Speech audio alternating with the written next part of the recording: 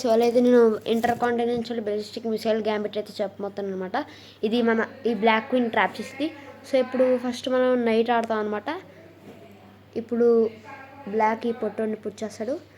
ఇప్పుడు మనం ఈ పొట్టుని పుష్ చేస్తాం. తీసుకుంటే మన పాన్ తీసుకుంటే మనకు టిక్కర్ ఎగిద్ది, అటాక్ చేస్తాం నైట్తో. ఇప్పుడు నైట్ ఆడతాడు ప్రొటెక్ట్ చేయడానికి. మళ్ళీ ఇంకో పొట్టుని సాక్రిఫైస్ చేస్తాం.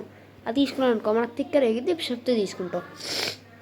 ఇప్పుడు బ్లాక్కి ఇక్కడ ఈ నైట్ ఉండడం నచ్చదు. సో ఇప్పుడు పాన్ ఆడతాడు. మనకి ఇంకా వేరే ప్లాన్స్ ఉన్నాయి కదా.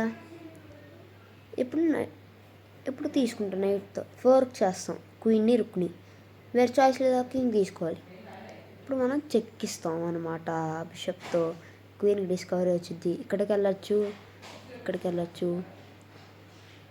ఇక్కడ తీసుకోవచ్చు. సో మోస్ట్లీ ఇదే చేస్తాడు. అప్పుడు మనకు క్వీన్ వచ్చేద్ది.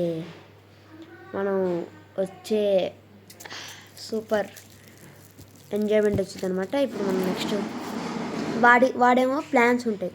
వాడు ఇప్పుడు పాన్ పుష్ చేస్తాడు. మనం గ్రీడీగా ఉండి ఆ బిషప్ని తీసుకున్నాం అనుకో మనం మోయ అయిపోతాం. అవసరమా? సో వద్దు. మీకు తెలుసు కూడా ఇక్కడ బిషప్ ఆడతాం, తీసుకుంటాం క్వీన్ పోద్ది. సో ఇప్పుడు మనం వీడికి క్యాన్సిల్ చేసుకునేద్దాం. ఇప్పుడు వీడి బిషప్ ఆడానుకో రుక్కు పోద్ది. అందుకని బిషప్ ఆడ్డు.